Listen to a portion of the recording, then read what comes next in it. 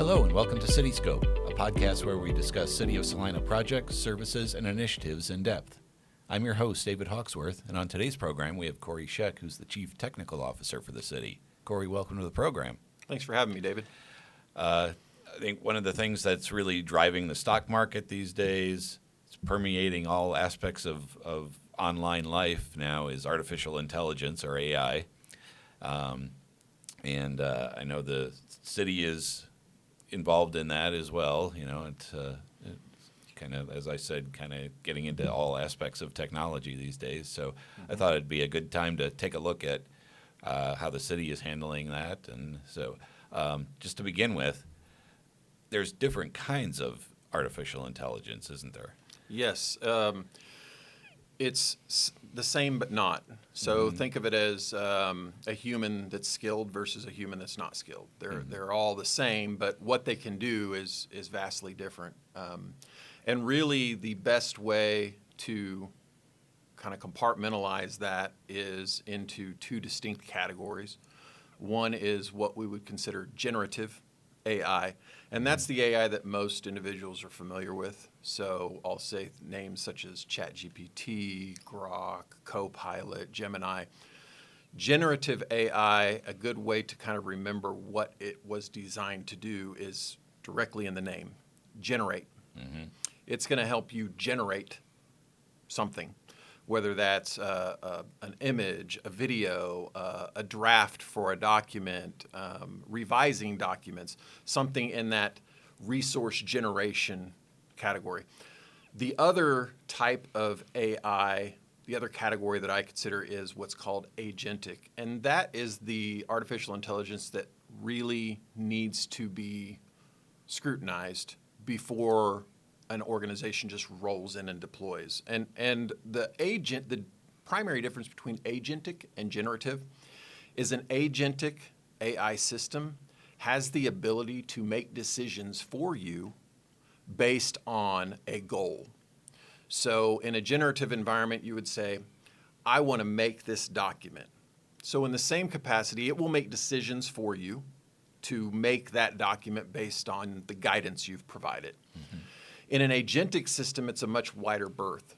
So you're giving an agentic system a desired state or a goal, and then it will do anything within the tool set and the capabilities you've granted it to achieve that goal.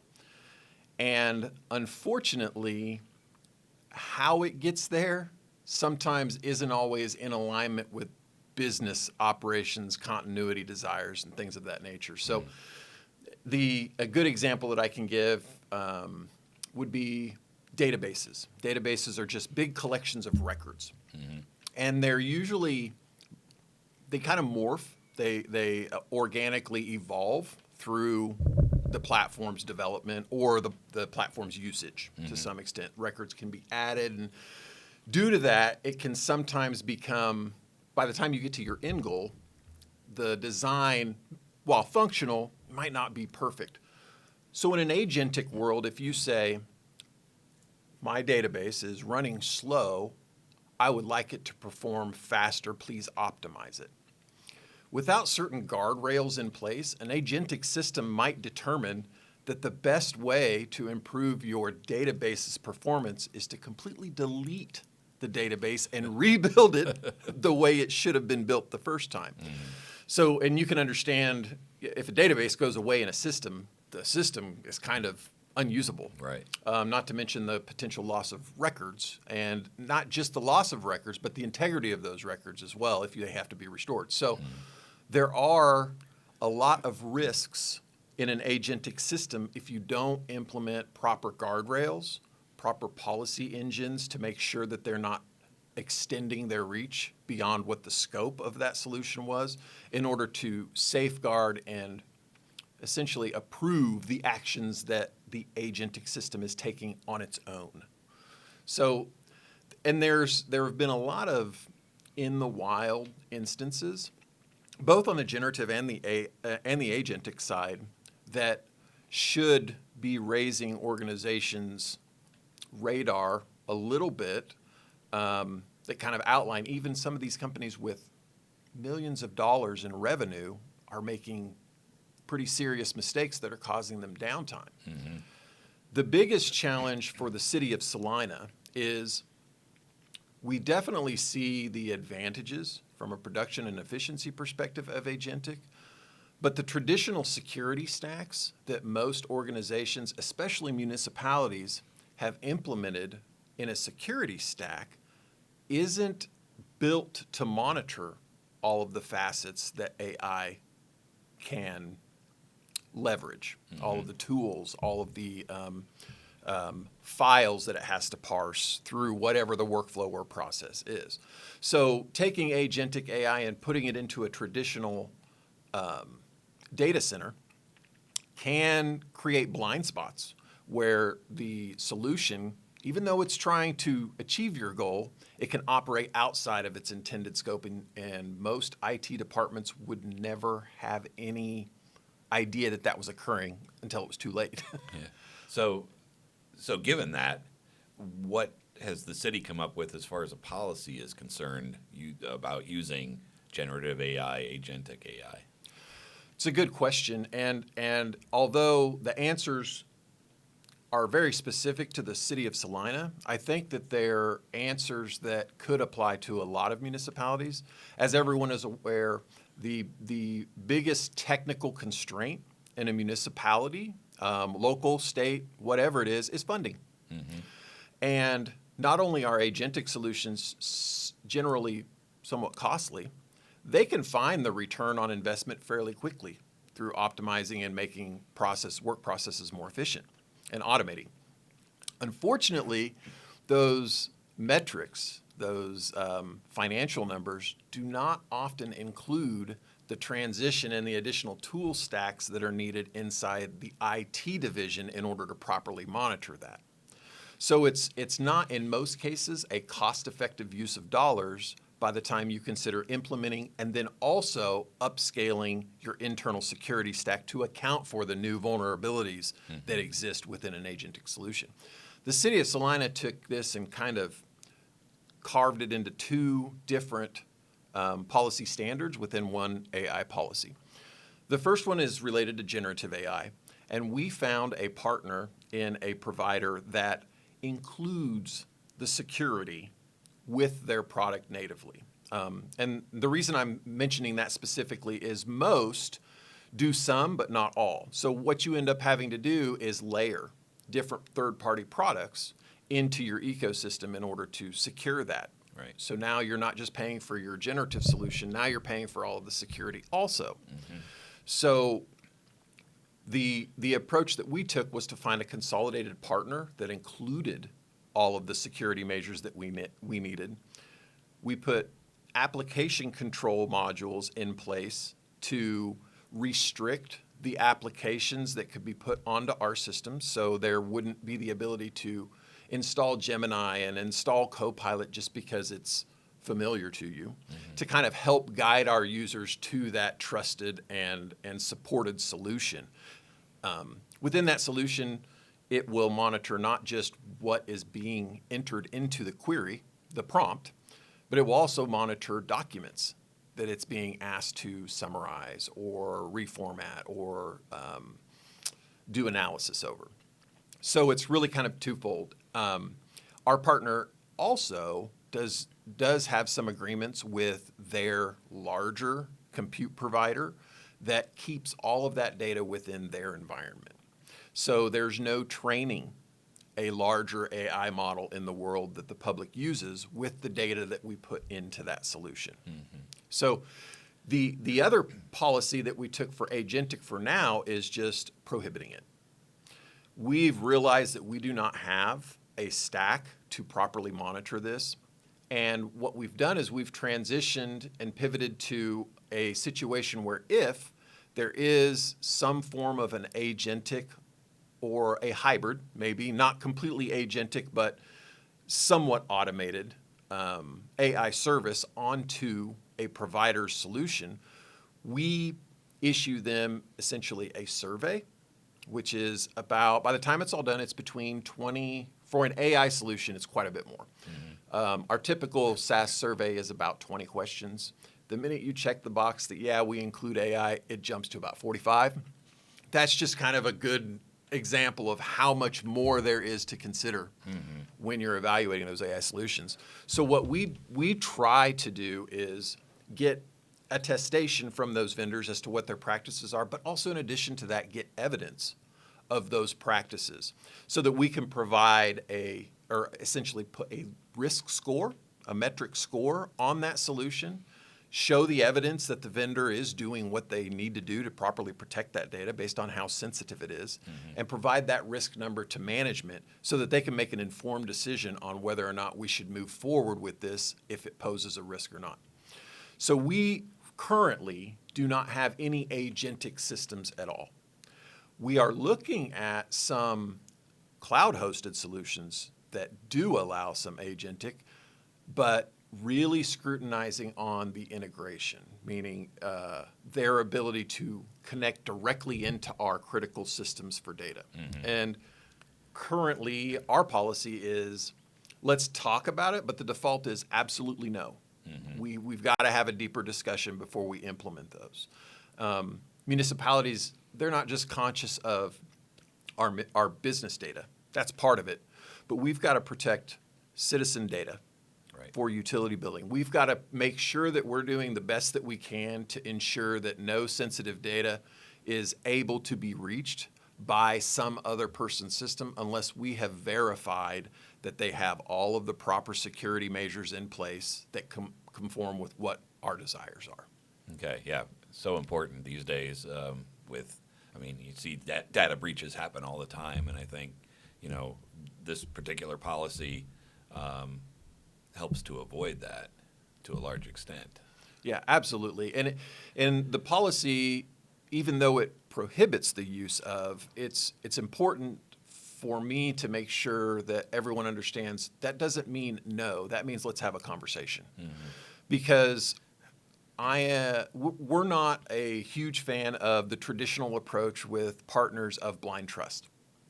So we just want to make sure that there's evidence to support the claims that the vendor is posting on their trust portal in most cases in order to validate that we did the best that we could to make sure that everything was accounted for, that there was proper human review aspects depending on the workflow and things of that nature to safeguard our data from being leaked or fed into a larger system that might be accessible to the public or might be more vulnerable or, more importantly, completely out of our control.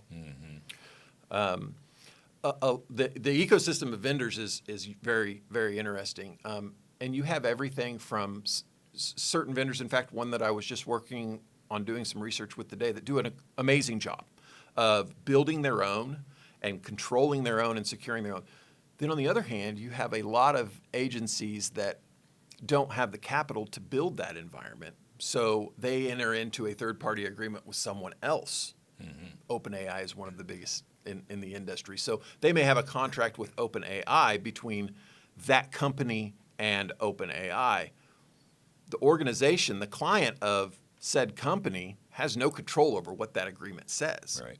So you really have to make sure that when you're talking to any solution that uses AI, that you ask the question, where is the AI presence?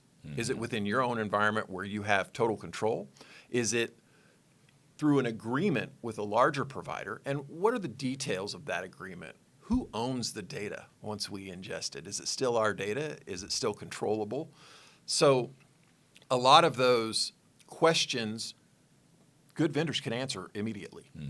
So I think it's very critical that before organizations just kind of dive into seeing the benefits, that we kind of also assess, well, what's the risk of this? Which is something that traditionally has always been an afterthought with most municipal technology implementations. But that's something in the last 2 to 3 years that the City of Salina has really been trying to turn a corner on and implement something that doesn't just address the questions, but also gives us a defensible decision process. So if anything were to happen, we can at least ensure our citizens and our partners that we did everything that we could and we have the evidence. There was nothing more that could have been done to prevent this. So yeah, it's really reassuring to know that the city is taking all these precautions and being really vigilant on the cybersecurity. So let's talk about citizens' use of AI. I mean, just from a strictly personal perspective, how can citizens safely use AI, and how is that affecting their cybersecurity? It's a good question, and staying away from specific AI sites, the best practices are, first, if you're regularly using any solution, look real close at their paid tiers. There are a lot of paid tiers that do restrict and privatize the data that is being put into those solutions. Now, that's a protection, but it is not a bulletproof vest. The reason that I say that is an in the wild incident that occurred, I want to say it was in 2025, where individuals, not companies, but individuals were engaged in some ChatGPT usage under what they call their Premium Plus subscription, which is supposed to allow you to opt out of training, and that safeguards my data. At least that's the assumption. Unfortunately, even though it was a premium tier, due to a breach incident on the back end, due to pointed towards or directed towards accounts, a bad actor was still able to get in and pull conversations, prompts, responses from a premium tier subscription. So to sum this all up, I would say never put any personal information into AI. If you're drafting a document that is going to have personal information, I recommend you use placeholder tags. So for example, instead of scanning in a document or uploading a Word document for a business plan that might have sensitive information, let's say, for example, there's a name and an address in there that you're not sure if that should be out there, use a placeholder. And in that placeholder, say first name, last name, physical address. And then it can still build for you, but you've never given it that sensitive data. So now you can take that document draft out of the platform and within your native word processing solution, put in those And key you can replace details. that, yeah. Correct. You really want to think of it as anything is possible Right. without knowing that anything is possible. So I think paid tiers, if you're a heavy user, are a good solution to help mitigate that. But as a general rule, I would recommend never put any personally identifiable information, and especially never sensitive personally. And the difference between sensitive PII and PII is my full name could be considered PII, but it's publicly known. Right. So that's not sensitive. My social security number, however, 100% sensitive. So there is some distinction between, but I think a good practice is, in general, don't overshare with the tool that you're using. Give it enough information and enough guidance in the prompt to create a good starting point, and be conscious of the fact that AI was never, I guess it depends on who you ask, but AI should not be what is creating your final documents. Right. It should be getting you a good head start, maybe giving you some great ideas on some content or some design and layout. But ultimately, you, as the user, should be reading through that just like an editor would, to check for accuracy and check for overexposure of information before it becomes a final document.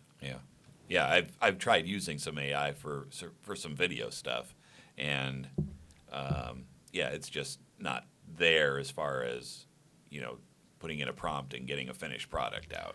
It gives me some ideas on what to do on some things, but yeah, I've never just taken something out of AI and put it out on the air or anything like that.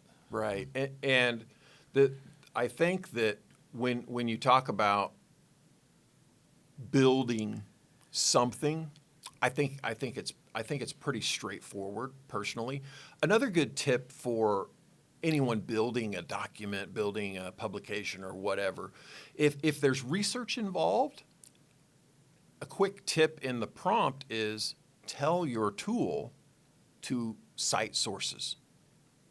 So when that comes back, you've got a link to the article that they referenced for that info. So you can go directly out and tell, is this an Onion page or is Right. this, Or is it totally made up, which has exactly happened before? Absolutely. So that's another tip, that if you're using it for research, you can just put a line in your prompt that says always cite sources with a link. That way you as a human can go and evaluate the source and tell, oh, this wasn't a real article, this was a joke article, or this is a satire website, probably not the best site to quote Right. in a document. But yeah, that's a quick tip when you're using it for research that'll shave a lot of time off validating what it's kicking back out at you. Right, right. And just from the video perspective, I mean, if you're seeing captions down here at the bottom of the screen, that's a form of AI, because we don't manually generate those. We don't listen to this program for 25 minutes and type it out. Right. It's there's a machine who's listening to it and can parse that and get those captions created. It's not 100% perfect, but it's getting there. It's, we're probably at the 95, 96% level now, which is a lot better than it was just a few years ago. Yeah. There are tips and things that you can do to make AI better, but don't ever lose sight of the fact that it's just a tool. Right. You've got to have that human in there to make sure that it's accurate.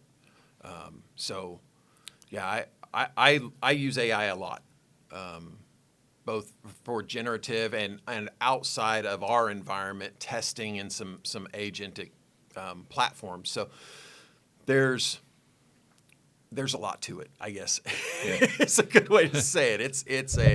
It can be a full-time job, Right. depending on the scope of use within an organization, just to control, monitor, and report.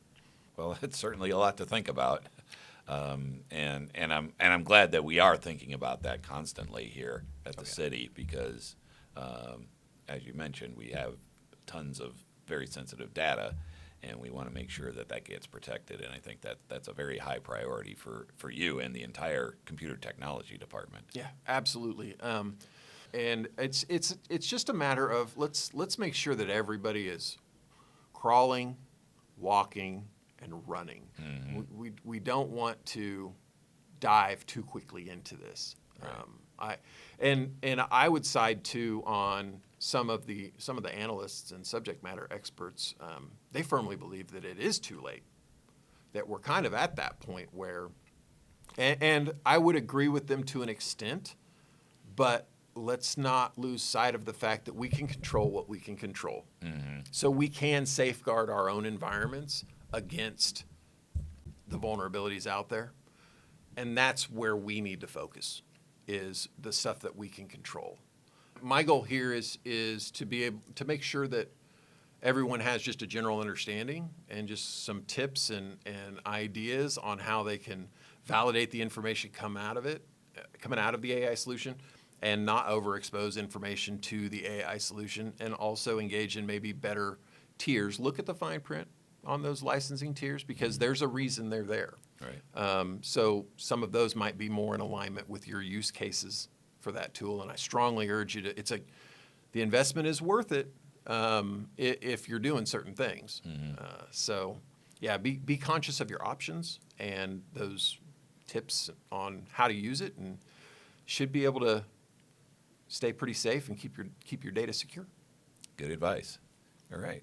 Corey, thanks for being on the program today. I really appreciate it. Yeah, absolutely. I appreciate the opportunity, and look forward to more conversations. Yeah. All right. All right. And thank you for watching and listening, and we'll see you next time on Cityscope.